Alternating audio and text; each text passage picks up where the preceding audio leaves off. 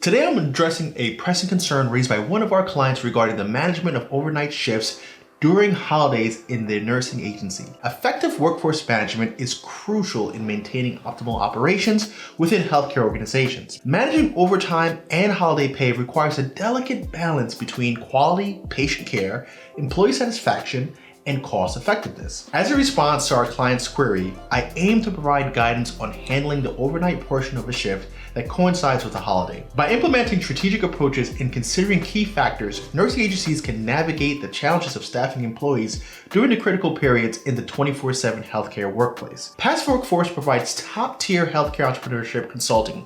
Throughout my career, I've launched and managed numerous companies in the healthcare industry, generating over $75 million in home healthcare and healthcare staffing revenue. Subscribe to the channel for more pro-level tips, and welcome to Passive Workforce. The first thing to consider when staffing employees for overnight shifts during holidays is establishing the holiday schedule that your organization and the facilities that you staff in will honor. Every single year before the new year, our agencies establish their holiday schedule. And what I mean by that is that you need to have a literal list of all the holidays that your company is going to honor, and you want to have like a sub list for all the facilities that you're staffing in. Because you remember, there's going to be faith-based organizations, there are going to be different facilities that have their own holiday list, and they're going to honor holidays based on their internal holidays. So you want to make sure that you have your holiday list for your administrative employees and all of the facilities that you provide services to that are consistent with your holiday list. And then you want to have a supplemental list for specific facilities. For example, there are a lot of Jewish facilities in New York, and those facilities honor their Jewish holidays. So at those facilities, if we have in our contract that we're going to provide services on holidays and get a holiday bonus rate or a preferential rate for anybody who works on those days, we want to make sure that our staff knows that those days are their particular holidays and that we're going to honor those, okay? Another thing that you want to establish is the start and end time of what is the actual holiday. So the example that the client brought to my attention, they were getting ready for Memorial Day. Now, Memorial Day is on a Monday, but the overnight shift leading into Memorial Day starts the night before. A lot of places are going to be 7 p to 7 a or 11 p to 7 a or anything in between there, right? So there's going to be a portion of the shift that is on the non-holiday, and then there's going to be a portion of the shift that is on the holiday. And what we do in our organization is we kind of manage it from the perspective of which one of these days does the majority of the shift fall on.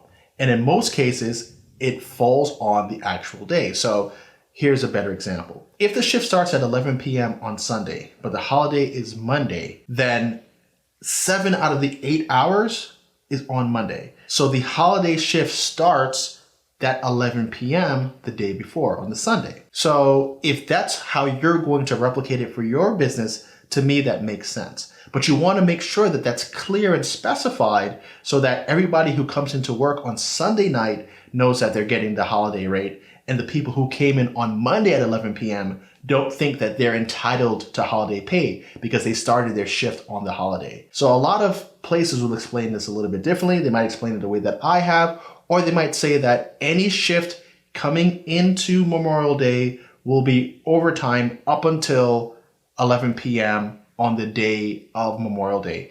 Anybody who registers a shift after 11 p.m. or who registers a shift after 10 p.m. no longer is eligible for the holiday rate. So it's really up to you how you're going to define that, but you want to make sure that you have the list defined, the start and end times of that holiday day, because it is a 24-hour schedule, so that there is no confusion down the line. Another thing to think about is prioritizing employee preferences. Consider the preferences and availability of your staff members when assigning overnight shifts during holidays. Implement a fair rotation system that ensures equitable distribution of shifts and promotes employee satisfaction. For those of you who are running home care agencies or other healthcare organizations, you might have people on a regular schedule. They're not rotating through facilities. They're working one-on-one with patients, and you want to make sure that you're being fair. One of the best examples I could give you is thinking about your live-in aides. Let's just say that you have aides who are working on a live-in assignment. They're splitting a case, so they might be working 4 days and 3 days. The one aide might be working exclusively on weekends, and they've never got a holiday off that falls on a weekend. You might want to think ahead and start considering rotating how those aides come in so that the aides that you have on these regular assignments can get to enjoy their holidays as well. Live-in cases need 24/7 care, and there always needs to be somebody who is there with the patient. So it might make sense to give an opportunity for someone to have a day off on a holiday so that they can enjoy their holiday with their family. And you could occasionally swap between the 2 live-in aides, or just substitute one person who's willing to take the 1 shift, because they're going to get overtime pay for that day. It's going to be beneficial to them. It may not be a holiday that they care about or they celebrate.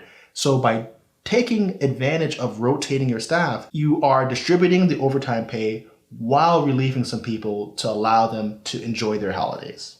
Now, you don't want to freestyle your rules, so you want to make sure that you're in compliance with labor laws. Familiarize yourself with labor laws and regulations related to overtime and holiday pay, ensuring your agency adheres to the regulations to avoid legal complications and financial penalties. The best way to do this is to sit with an attorney for an hour to review your plans and to advise you on local and federal rules. So the way that we handle the annual attestation, or even the wage changes, if there are wage changes for the year, is that at the end or the beginning of the year, where we've established the following year's holiday schedule, we make sure that we send out an email, send out notices to all the employees of these changes. But the way that we get the signature is either through DocuSign, or that they have to come into the offices and literally sign off on their holiday shifts, or sign off on their new wages. It's important to do this. Another way that you could approach it is during their annual in-service. Perhaps you have their annual kind of scheduled alongside their start date. If you do an annual in-service,